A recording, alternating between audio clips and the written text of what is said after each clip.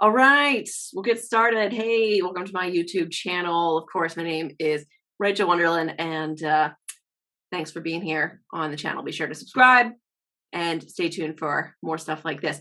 I don't normally do interviews, but I actually think this is a really great topic. So, we're going to be talking today about the transition, moving someone living with dementia into a dementia care community. That's what my first book's about. That is what I spend a lot of time talking about. And that's one of the things I get a lot of questions about. So I have Rosie Mankes on the Zoom with me today. And she's going to give you a little intro on her. I got your name right? I did it. You did it. Yay. I did it. Okay. Yes. I'm going to have an accent by the time we finish this. I think I'm going to go back to my Jersey accent by the time we're done with this. I think so. So yeah, give me a little bit of background on you, what you do now, and how you came to be in this totally new space about dementia care. Okay. So my name's Rosie Mankes, as you shared. I'm a life coach. I also represent nonprofits and help them to make to put together partnerships with corporations to raise funds and awareness with them. In the space of my mom about 8 years ago started to early signs of dementia. She started to become more forgetful and forget where she put things and repeat herself and things like that. And then about 7 years ago, I live in New Jersey. My mom was born and raised in Brooklyn, as I was. Mm-hmm. And we would go to visit her. And when we went, we started to see that there was food that was rotting in the refrigerator, or there was no food at all, or she was eating cookies for dinner. And, that was very concerning to us. And then we also feared that when she was driving at the time, still, we feared, was she really actually going to be able to make her way back home, or was she a danger to herself or to others? So we made the painful decision of I actually took her to a neurologist and had him do a cognitive test, and she failed, and he took her license away, which was a very big deal for her to lose a license. But the tipping point for everything was the moment when we went to visit and we found her face planted on her kitchen table. She was in charge of meds still at that time, and she had put oxycodone and Lunesta in the same vial. And, it was life-threatening. And we knew that a change had to be made, right? So we started that whole journey to look at the assisted living communities and see where we thought she could be. And it was a tough one, though, because every time I went into one, I came out feeling more and more despondent. Feeling really guilty, right? I mean, it's tough to you're kind of thrown into this, right? I mean, I now have years of working in this field. I feel like I've seen and heard just about everything. But when you're a care partner and suddenly a parent or a spouse or whoever needs care, it's not like you've done this before. It's not like you've done any research into what dementia is, or how to transition someone into a care community. All of a sudden, it's just in your face, and you're having to make some pretty huge decisions on behalf of somebody who used to make decisions for you. Exactly. And a lot of times this is exactly what I see. There's a whoa moment, something that happens where everybody's like, whoa, wait a second. I think this person needs more care than we originally thought. Mm-hmm. I agree. I totally agree. That was the situation with my mom. We knew that she was not going to be able to be independent living anymore.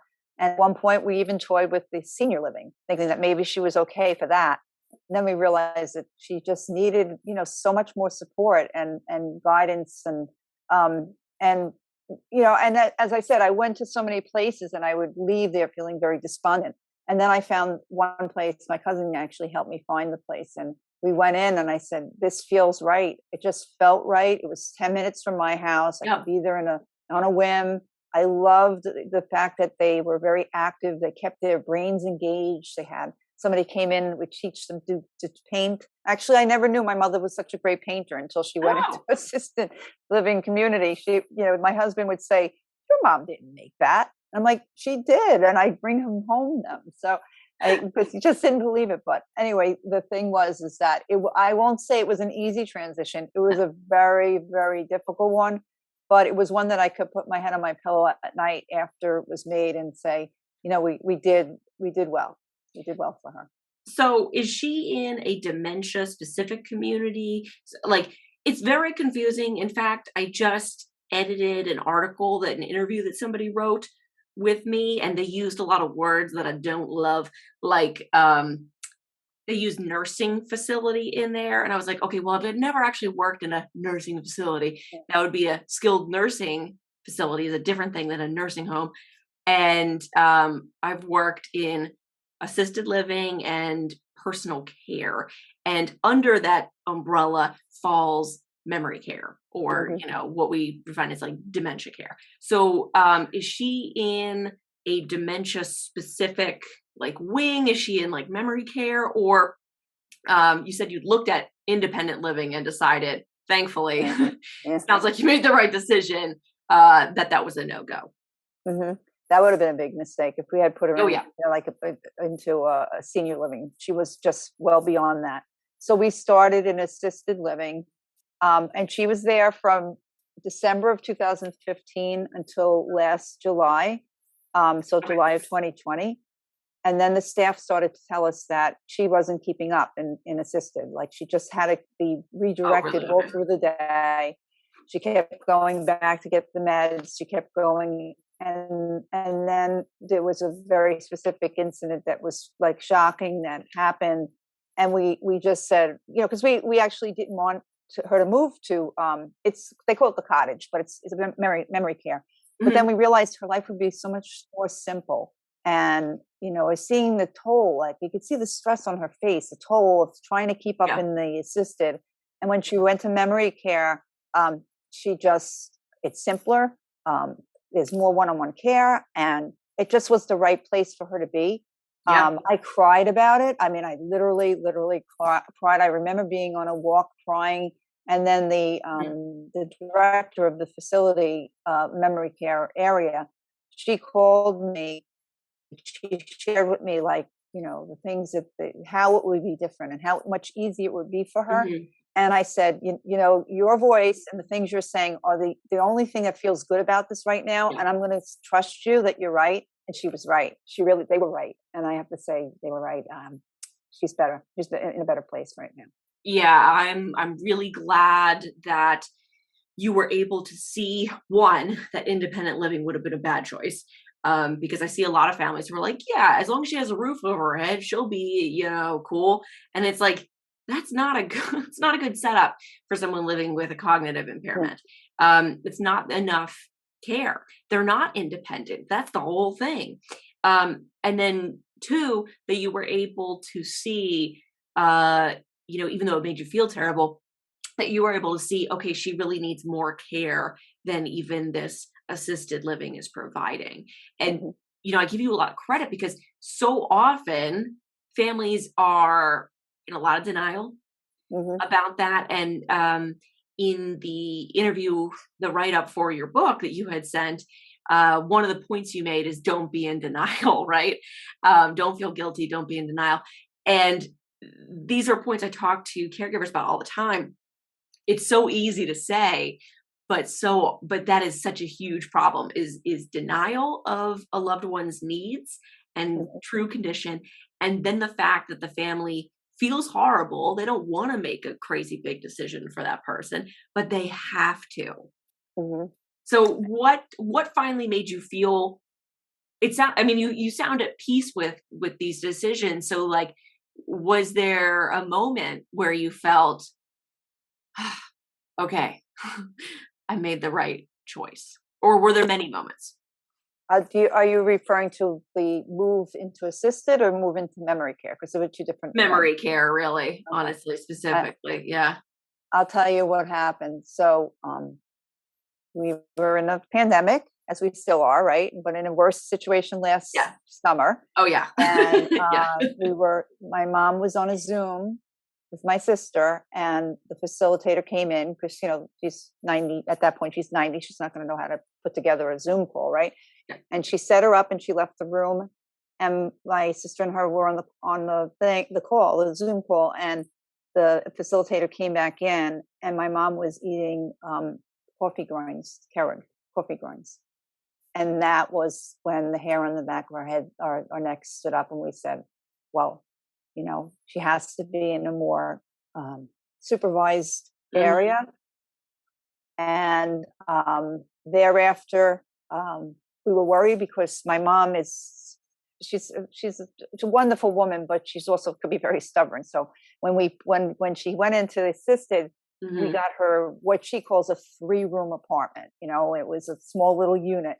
And we worried that if she moved from assisted to memory care and she didn't have the same situation, that then what would happen was there would be pushback, because where's my room? Where's my room? So imagine if her original room in assisted was in the right upper second floor part of the building, and memory care area was on the left side first floor. The staff, because of COVID, they completely duplicated her room in every way. I'm saying up to the art things, the projects she has done that were on top of her refrigerator. Nice. Every photo, everything, curio cabinet, every single thing that was in the apartment. They had a duplicate, 3-room unit in the other area. They did it. They brought her into the room. She didn't even know she was in a different place. She had no clue, none whatsoever. That's a great way to do it. Yeah, that's actually the way that I recommend doing it for a community when someone is making a transition between assisted into dementia specific, to do exactly something like that, or to say something to the effect of, hey, we got to do some construction on your room. There's a water issue. We need to fix something. We're going to move you into this great other space for just a little bit while we fix up your room. And then of course, never move them back. But what they pulled off is exactly what I would recommend if possible. And then of course, not telling the person living with dementia, by the way, this is your new home because you have dementia. We never want to do anything like that.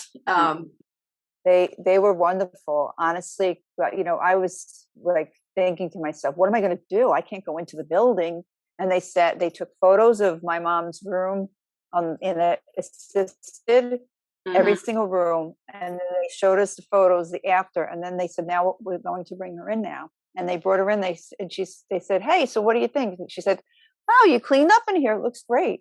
And she didn't know. And again, I'm not a big crier, but I have to say those were the 2 times that I cried, was when I saw how wonderful she transitioned and how fearful I was of that transition, and the other time when I spoke to the director and she assured me she would be okay. And I felt like confidence in her. So that's awesome.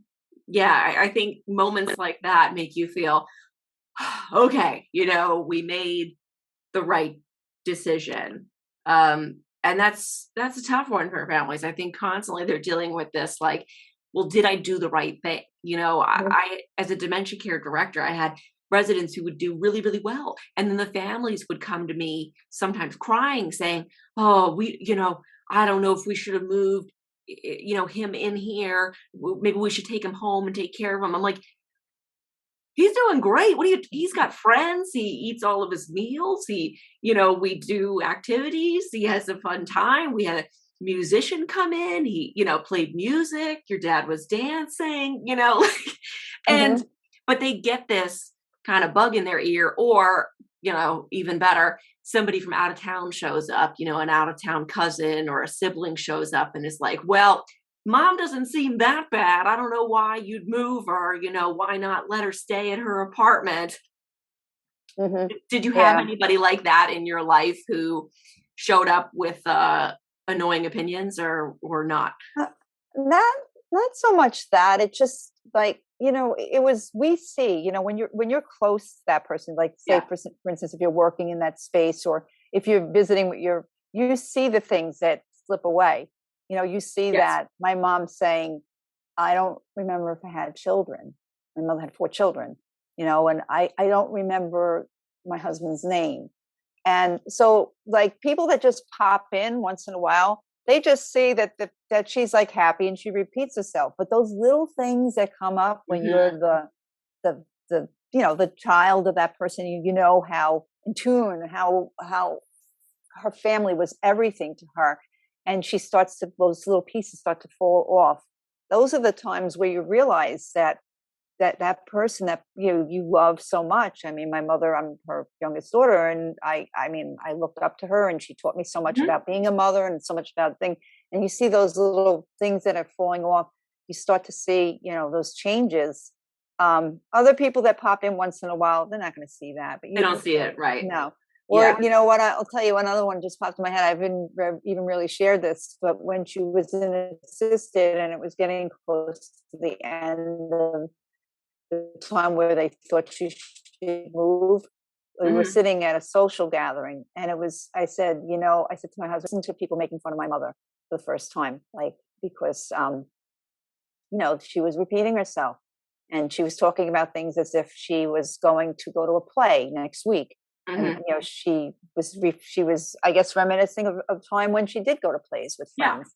But it's hard when it's your mom, and I guess they're making fun because they're hearing it for 8 hours a day, and like the other residents, you mean? Yes, the other residents were like because she started to talk about the fact that oh yeah, my friends and I, we go to the city and we see a play and we go to Carmine's, because in her mind it was a current thing. Yeah. And they started to laugh about it, and it hurts, I have to say, when somebody, but it's the reality. This is assisted, right? What These are the residents in assisted living at that time when she was assisted.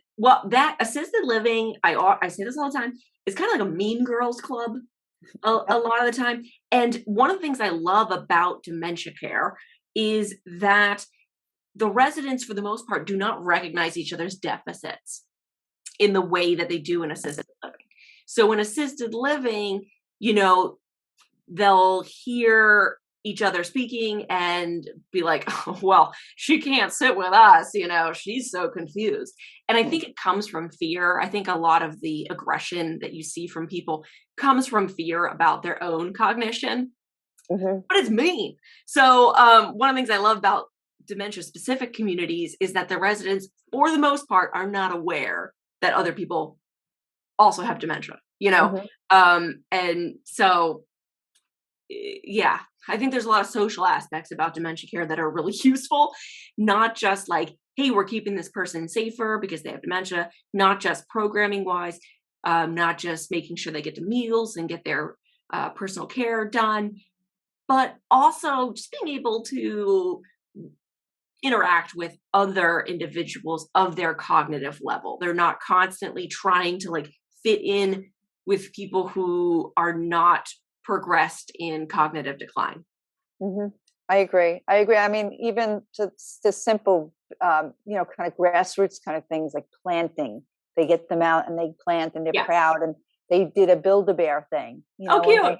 It's so cute. So I'll send you a photo of it. It's really send me a photo of the Build-A-Bear. Yeah. Maybe we can put it in here. I don't know. So I like to keep these things short. You have a book, right? You have a book coming out. Tell us a little bit about the book. So I wrote this book. It actually talks about the 1-year period where I had to transition my mom into assisted living. And she was very fearful. It did not go easily. The people at the place said that it was one of the hardest transitions they've ever seen. Around the same time, I was diagnosed with breast cancer and had a bilateral mastectomy and reconstructive surgery. And then when things started to settle down, my 58-year-old brother died in a horrific accident. And it was this whole thing of being like despondent and despair. And how do you get out of that place where I felt cursed. I felt like I was worried what was going to happen next. Yeah. And then it's actually goes, and I go and I talk about how I did that. how I was able to move from adversity to emotional wellness. But not just that, the thing is what's even more important is how I now share when I Hmm. speak or through my life coaching and through the book, how I live with joy in Hmm. everyday life now. Like I have these things that I developed along the way that allow me to bring joy into my Yeah. everyday life. And when I wrote the book, I thought it was just to be cathartic for myself. But then people that read it have said to me, like, I have learned so much from the things you did, and I've Yeah. implemented them into my life. So, which was like, wow, I didn't even know that was going to happen, but I'll take it. This is great. I'm Cool. loving the fact that I can, impact people in such a way. Very cool. Wow. Okay, that sounds like a good read. Um, wow. Yeah, you had a lot happen in a short amount of time. Yeah. When is that book coming out? It's actually out now. We Okay, it's actually out. just did we just did a redesign of the cover. Okay. It's called "Find Your Joy and Run with It," and it's basically about that whole transition. Because it doesn't have to. I mean, honestly, that this every one of us at some point in our life will face some sort of adversity and maybe feel like I don't know how I can get through Hmm. this, what I can do, and that's the whole part of the story is to how we can move into a different level of living where there's joy in everyday life and the Yeah. practices and the things that I've learned are within the book. Nice. Awesome. I will put that in the description so everybody can check out Rosie's book. Thank you for being here with me today. This is a great little interview. And I'm sure everybody watching has come away with something. And probably a lot of people watching are in maybe not the same boat as you, but a similar boat. They have someone living with dementia. They've either maybe they've transitioned them into a care community. Maybe they're at the point where they're thinking about it and they're on the fence. So I'm glad that you're able to offer some words of wisdom. And it sounds like your book is going to be a great read for anybody who's at that point. Yeah, I that's the intention is that it could help in Yeah. various different ways. But I really enjoy being on your show. This is great. Thanks so much, and it's great to meet you. Yeah. Thank you. Thanks for being here.